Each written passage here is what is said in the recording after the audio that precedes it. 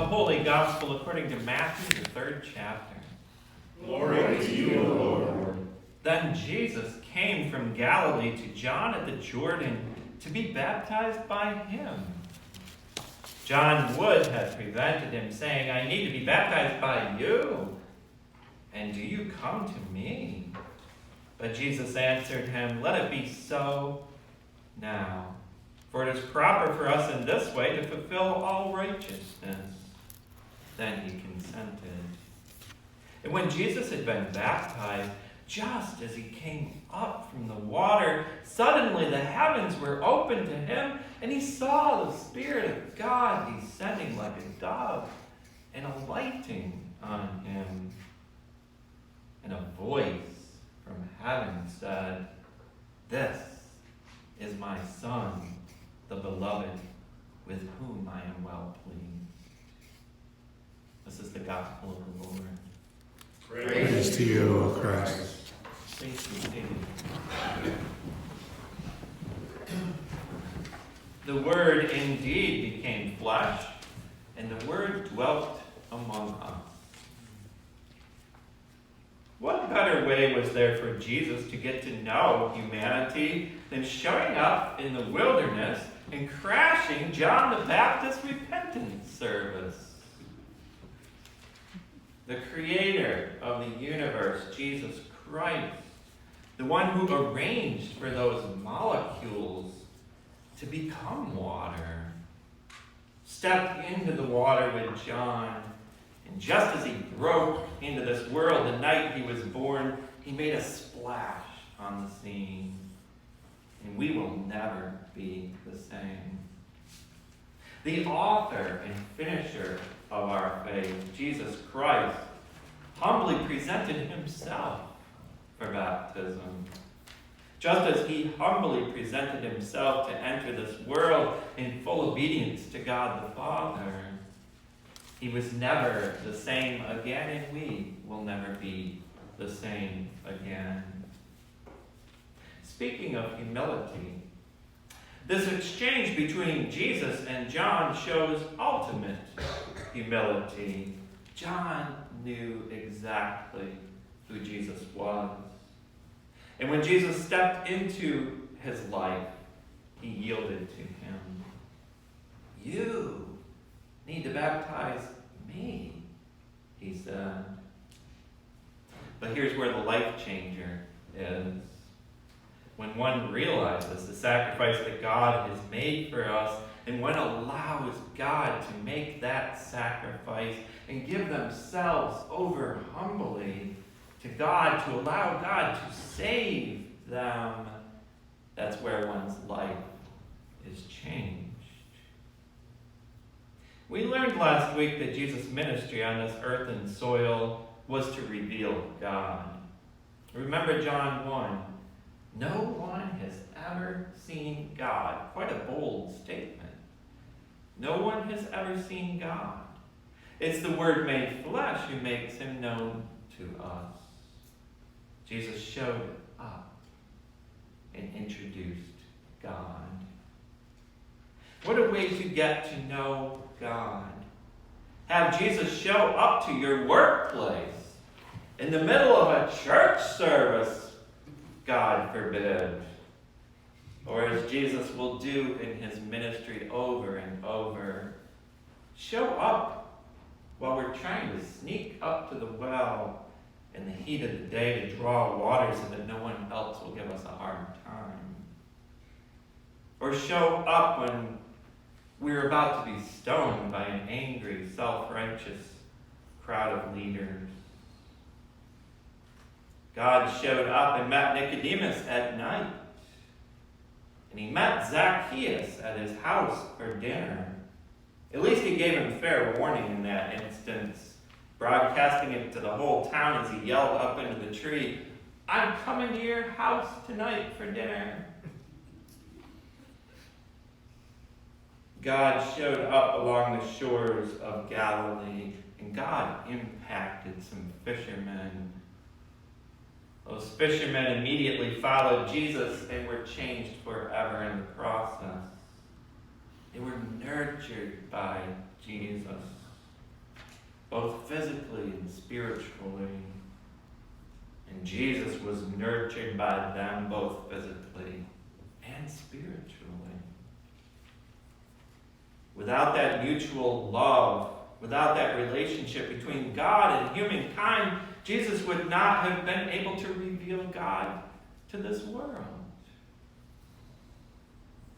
If God is to be revealed in this world, we must interact with Jesus, both serving Jesus and being willing to be served by Jesus.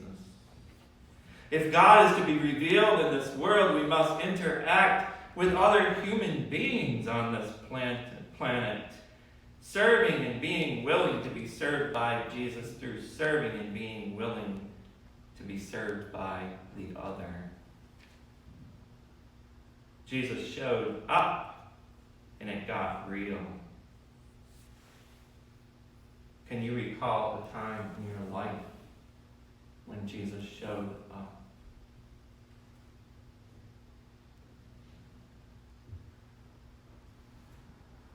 Those same disciples, Jesus revealed God to them.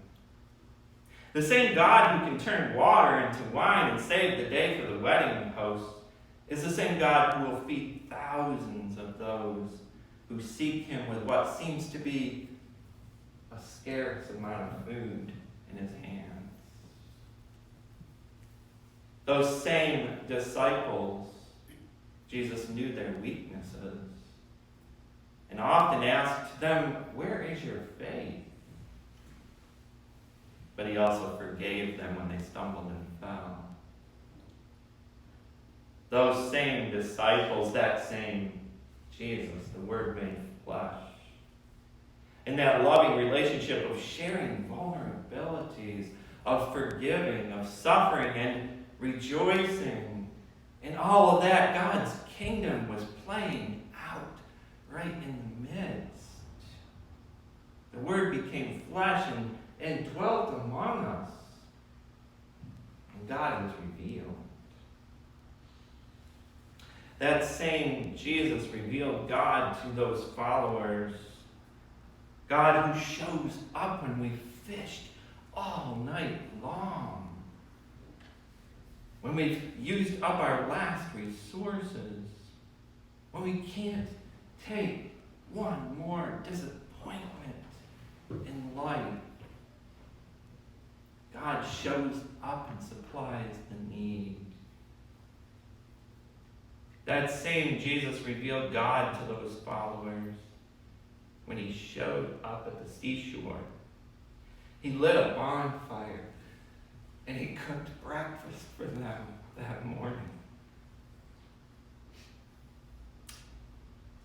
At a time when they were out on the lake all night long, and they thought that they were forsaken and left for dead. That same Jesus revealed God to those followers when he showed up at the tomb. He was alive. After they had witnessed him brutally dying on the cross and being left for dead. How did this whole ministry start? God showed up. The day that Jesus stepped into those waters of the Jordan with John. All of creation was touched in that moment, those molecules. As the heavens opened and God's voice announced, much as Jesus will move forward and announce God in his ministry.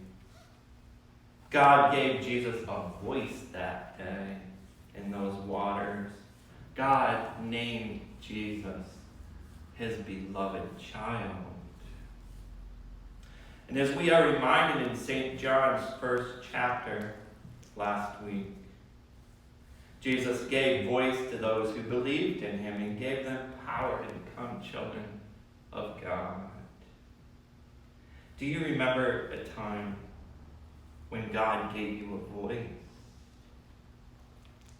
a voice that maybe someone had stolen from you. When God gave you a breath and a spirit to walk in this world, as the prophet Isaiah writes,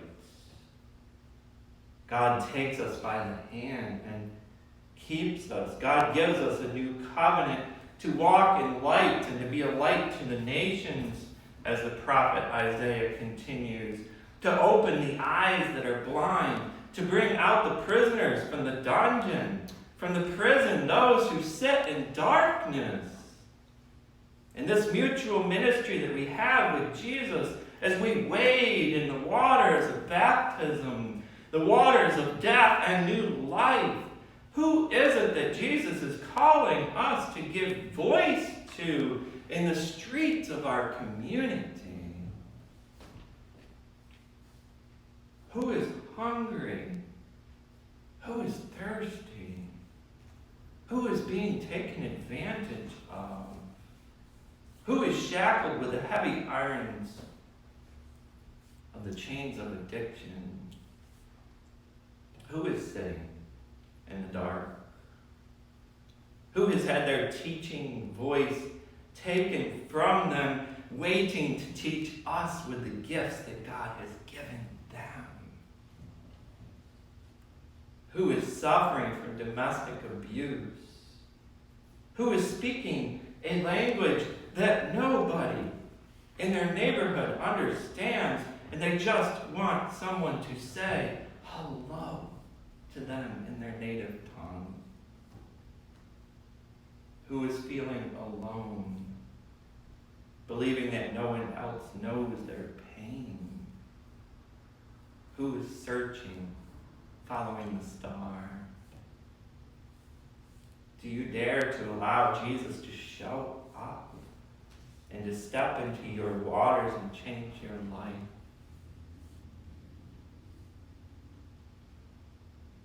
I think of the lives that were changed through the ministry of the Reverend Richard C. Jones here in this place. When you think about it, in the deaf ministry, the Word of Life deaf ministry, Pastor Jones helped to give them a voice to interact with the Word made flesh. The Word was brought to them, and the Word was communicated. They were able to give and receive. Who can we boldly give voice to in 2020? I invite you to listen to the words of the psalm once again. The voice of the Lord is upon the waters. The God of glory thunders. The Lord is upon the mighty waters. The voice of the Lord is a powerful voice. The voice of the Lord is a voice of splendor. The voice of the Lord breaks the cedar trees. The Lord breaks the cedars of Lebanon. The Lord makes Lebanon skip like a calf, and Mount Hermon like a young wild ox. The voice of the Lord bursts forth in lightning flashes. The voice of the Lord shakes the wilderness. The Lord shakes the wilderness of Kadesh. The voice of the Lord makes the oak trees writhe and strips the forest bare. And in the temple of the Lord all are crying, glory. The Lord sits enthroned above the flood. The Lord sits enthroned as King forevermore. O Lord, give strength to your people. Give them, O Lord, the blessings